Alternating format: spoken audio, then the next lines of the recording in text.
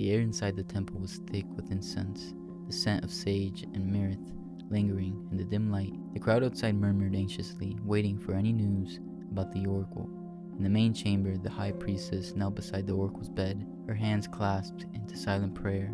The last oracle of the realm, an ancient woman with silver hair and eyes clouded by time, lay still, her breath shallow and labored. The world had once turned on the whispers of oracles, their visions shaping the rise and fall of empires. But those days were long gone. The prophecies had become faint, the visions blurred, and the world had descended into chaos. Now, as the last oracle lay dying, her powers fading into the void, the kingdom trembled on the edge of ruin. A group of 5 adventurers stood at the foot of her bed, handpicked for their loyalty and bravery. There was Cade, the stoic knight, his armor scratched and worn from years of battle. Mira, the healer, with a gentle touch but a fierce spirit. Talon, the quick-witted rogue who trusted only his own instincts. Alera, the mage whose eyes flickered with unspent magic. And Caius, the scholar, a man driven by a thirst for knowledge that bordered on obsession. "You are the last hope," the high priestess said, her voice thick with grief. "The oracle has left behind a single relic, her final tear. It is said to contain her last vision. You must find it. It may hold the key to saving the kingdom." The oracle's fingers twitched and her eyes opened one last time. She looked at the adventurers, her gaze piercing despite the fog of age. A single tear slipped down her cheek, crystallizing as it fell, catching the light in 1,000 tiny rainbows.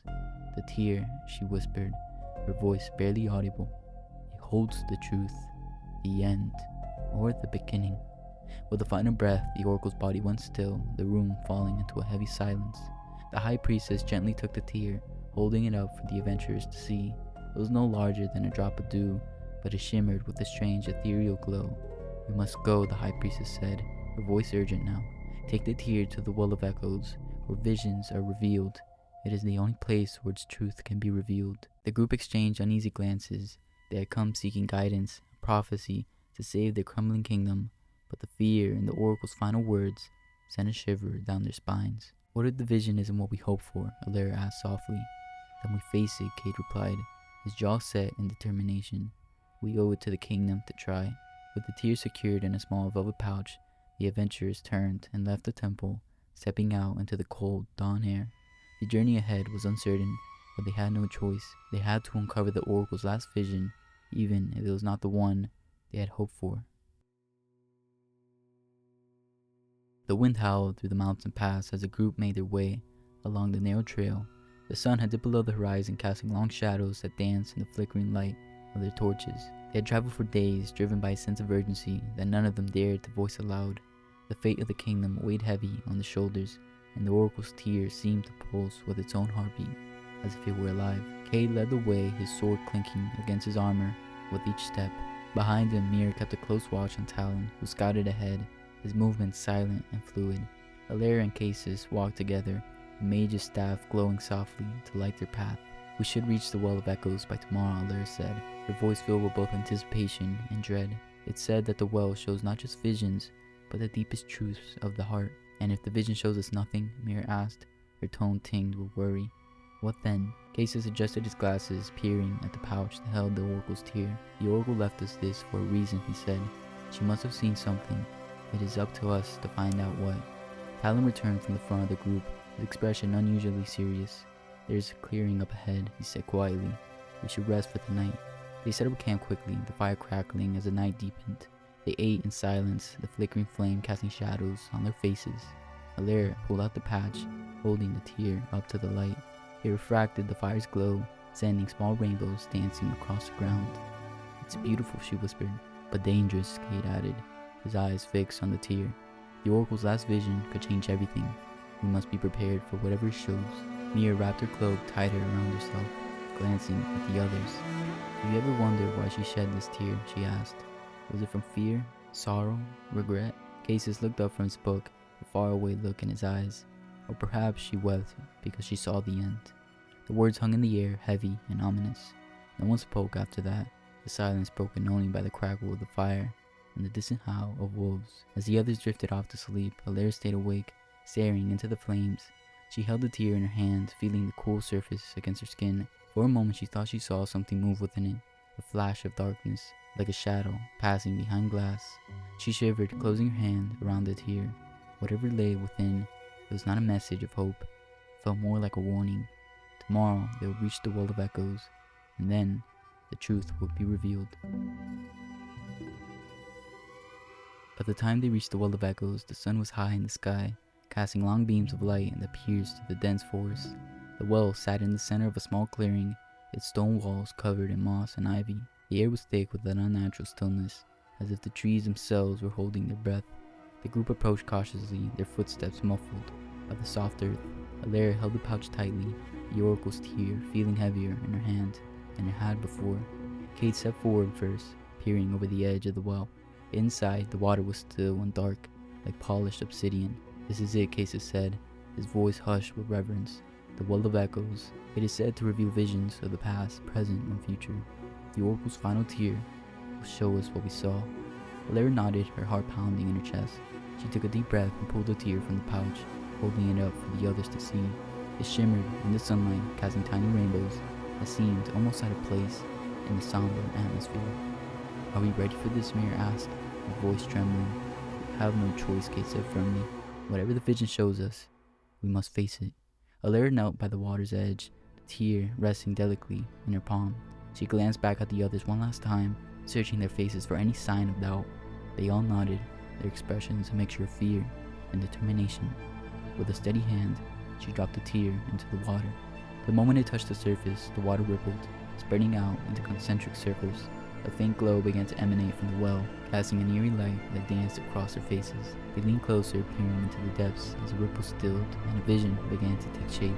At first, the image was blurred, like smoke swirling behind glass. Then it sharpened, revealing a landscape they recognized. Their own kingdom, bathed in sunlight.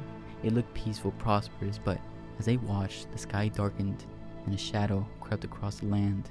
The fields withered, the rivers ran dry, and the once vibrant cities crumbled into dust. Mira covered her mouth, stifling a gasp. "What is this?" The vision shifted again, showing scenes of chaos and destruction. People fled from the unseen horrors, their screams echoing in silence.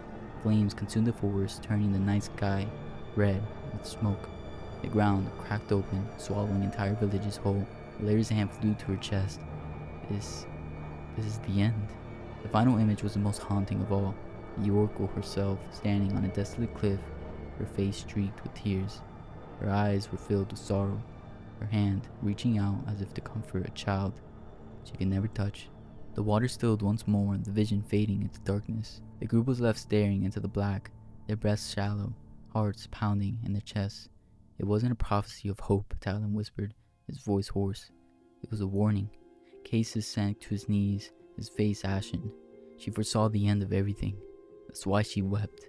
Silence fell over the clearing, the weight of the truth settling over them like a heavy cloak. They had come seeking guidance, but instead, they had found a vision of destruction.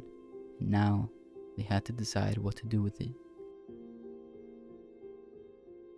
The group huddled together, their faces pale and drawn. The vision had shaken them to their core. It wasn't just the end of the kingdom they had seen, it was the end of the entire world. They had come here hoping for a path forward, but the oracle's tear had shown them only despair. "What do we do now?" Mir asked, her voice barely above a whisper. Cade's expression was grim. "We have to tell the kingdom," he said. "They need to know what's coming. We can prepare, maybe even find a way to stop it." "Stop it," Talon scoffed, shaking his head. "Did you see the vision? There is no stopping this. If we reveal the truth, it will only cause mass panic." Alara clenched her fists, feeling the tension rise between her friends. "So we just keep it a secret?" she snapped. "Let everyone live in ignorance until the end comes?" Cases stood up, brushing the dirt from his robes. "Maybe ignorance is a mercy," he said. "If we tell them, it will only lead them to chaos and fear."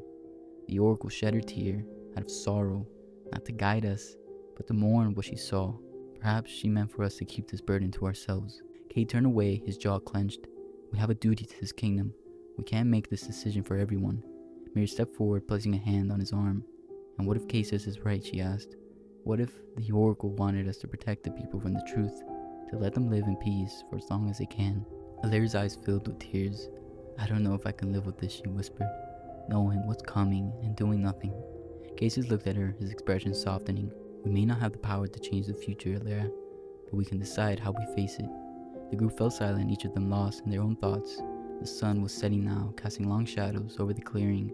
The Well of Echoes was dark once more, the vision gone, but the weight of its message remained. After a long moment, Cade took a deep breath. "We take the tear back to the temple," he said. "We tell no one what we saw. We keep the peace for as long as we can." The others nodded slowly, one by one, the decision settling over them like a shroud. Together they turned away from the well, walking back into the forest, the oracle's tears still pushing faintly in Alaire's hand, a silent reminder of the truth they had chosen to bury.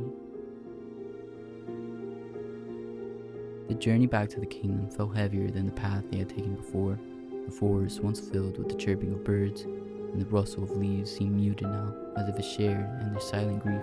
The adventurers walked in a solemn line, the oracle's tear held securely in Alaire's hand, its faint glow barely visible in the dim light. No one spoke as they traveled. Each of them wrestled in the decision they had made to keep the vision of the end a secret, to protect the people from the despair they had seen. It was a choice that bound them together, yet it also weighed on them like a chain they could never break. By the time they reached the outskirts of the city, night had fallen. The kingdom lay before them, its streets lit by the warm glow of lanterns. Laughter and music drifted on the air, a stark contrast to the grim reality the group now carried. Cade stopped, looking out over the city he had sworn to protect. His face was hard, but his eyes betrayed the turmoil beneath. "Are we sure about this?" he asked, his voice rough. "Are we sure we're doing the right thing?" Talon stepped up beside him, his usual smirk replaced by a rare look of vulnerability. "Right or wrong doesn't matter anymore," he said. "What matters is that we give them a chance to live without fear, even if it's only for a little while longer." Mia wrapped her arms around herself, shivering despite the warm breeze. "But we're lying to them," she whispered. "How can we carry this burden alone?" Casey stepped forward, placing a hand on her shoulder. "We're not alone," he said gently. "We have each other, and we have the memory of the Oracle's final vision to guide us. We must honor her by allowing the world to continue, even if we know it's doomed." Alaire held up the tear, its light casting faint shimmering patterns on the ground. This tear was shed out of sorrow, not hope, she said. "Or maybe the Oracle gave it to us so that we can make our own choice, not to be guided by fate, but to take control of it, even for just a moment." Cade turned to face them, his expression resolute. "We take it back to the temple," he said. "We say nothing of the vision. The tear remains a symbol of hope for the people, even if we know the truth. We keep the peace, and we face the end together." The others nodded, their faces a mixture of sadness and acceptance. They had made their choice, and now they had to live with it. They walked through the city gates, blending into the throngs of people who filled the streets. The sounds of laughter and celebration surrounded them, a world blissfully unaware of the shadow that loomed on the horizon. When they reached the temple, the high priestess was waiting for them, her eyes filled with relief. "You've returned," she said. "Did you uncover the oracle's vision?" Cade stepped forward, bowing his head. "We did," he said, his voice steady. "The oracle's tears showed us a future filled with hope and prosperity. It is a sign that the kingdom will endure." The priestess smiled, tears of gratitude welling in her eyes. "Praise be to the oracle," she whispered. "You have given us the strength to carry on." She took the tear from Alaire's hand, placing it on the altar with great reverence. The group watched in silence, knowing the truth, but holding it deep within their hearts. As they left the temple, the city bells began to ring, a joyful sound that echoed through the night. The people cheered, their voices rising in a chorus of celebration. They believed in a future they could not see, a future the adventurers knew was a lie.